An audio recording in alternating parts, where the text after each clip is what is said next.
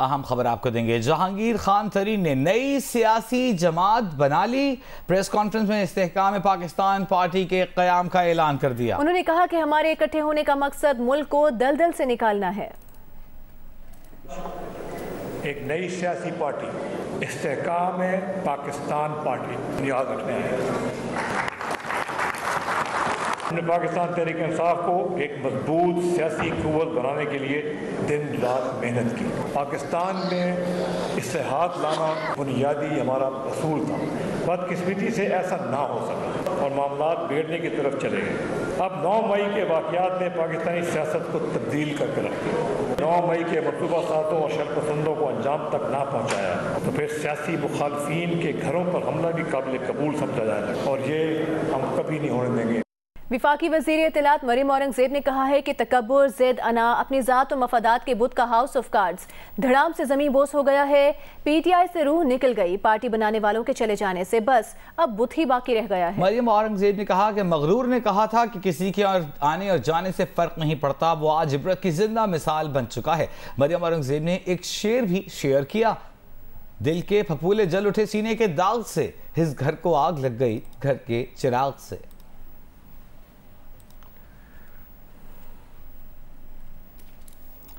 فواد چودھری تحریک انصاف کو مشکلات کی دلدل میں پھنسا چھوڑ کر سیاسی افق پر ابھرنے والی نئی جہانگیر ترین کی پارٹی میں شامل ہو گئے۔ بالکل، مختصر سیاسی سفر میں تحریک انصاف چوتھی جماعت ہے جسے فواد چودھری نے چھوڑ دیا۔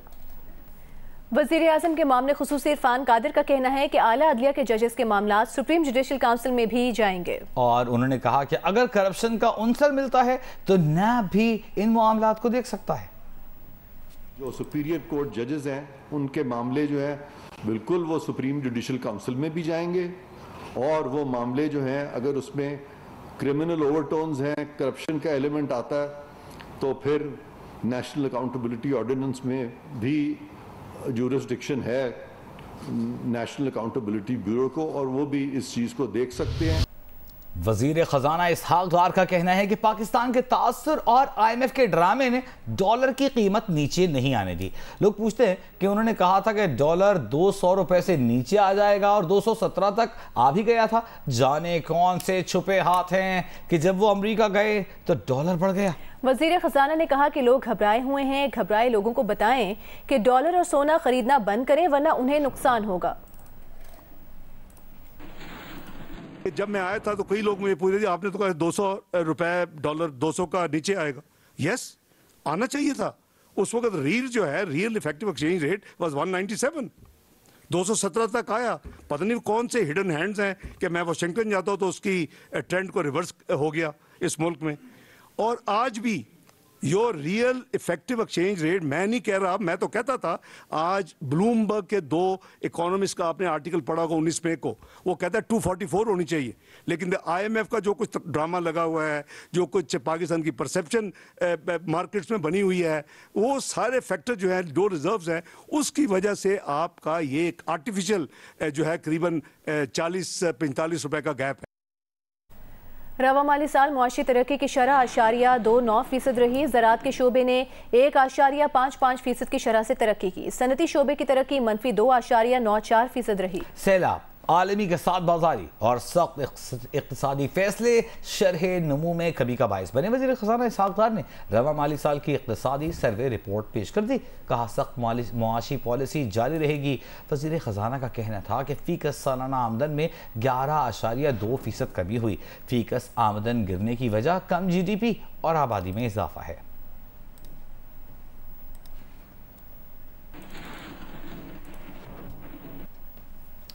ملک میں 1 لاکھ گدھوں کا اضافہ ہو گیا ہے۔ اقتصادی سروے کے مطابق گزشتہ سال گدھوں کی تعداد 57 لاکھ تھی، جو اس سال بڑھ کر 58 لاکھ ہو گئی ہے۔ ایک سال کے دوران مویشیوں کی تعداد میں بھی 21 لاکھ کا اضافہ ہوا، لیکن اونٹوں، خچروں اور گھوڑوں کی تعداد میں رواں مالی سال میں بھی اضافہ نہ ہو سکا۔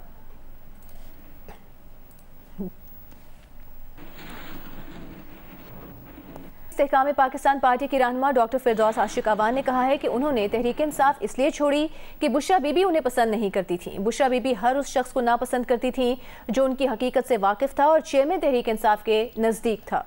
جنس کے پروگرام کیپٹل ٹاک میں رہنما استحکام پاکستان پارٹی اون چودھری نے کہا کہ استحکام پاکستان پارٹی کا منشور جلد بن جائے گا اور پارٹی کا اسٹرکچر بھی چند دنوں میں فائنل ہو جائے گا۔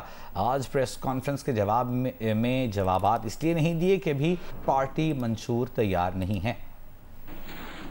پی ٹی آئی میں آپ کو سائیڈ لائن کیوں کیا گیا؟ عمران خان صاحب کے گھر کے اندر سے میرے لیے کوئی نیک اور اچھی خواہشات کا اظہار نہیں تھا۔ بشریٰ بی بی کا جو ایک راہ رول اور ایک ان کا فیس، ہر وہ شخص جو ان کی ریالٹی سے واقف ہوتا تھا اور جو ان کے بیک گراؤنڈ کو جانتا تھا اور جو ان کے کنڈکٹ سے لینا دینا ہوتا تھا، وہ اس کو کسی صورت بھی خان صاحب کے قریب نہیں دیکھنا چاہتی تھی۔ آپ کی پارٹی کا منشور کب تک بن جائے گا؟ فیو ڈیز ہی ہماری پارٹی کا منشور سامنے آئے گا، اور آج جو پریس کے سوال و جواب نہ دینے کی وجہ بھی ایک ریزن یہی تھا کہ پہلے ہم اپنی پارٹی کا منشور لائیں، عوام کے آگے رکھیں کہ ہمارا آگے الیکشن لڑنے کا جو ہمارا ہے جو پلان ہے وہ ہم اپنی قوم کو بتائیں۔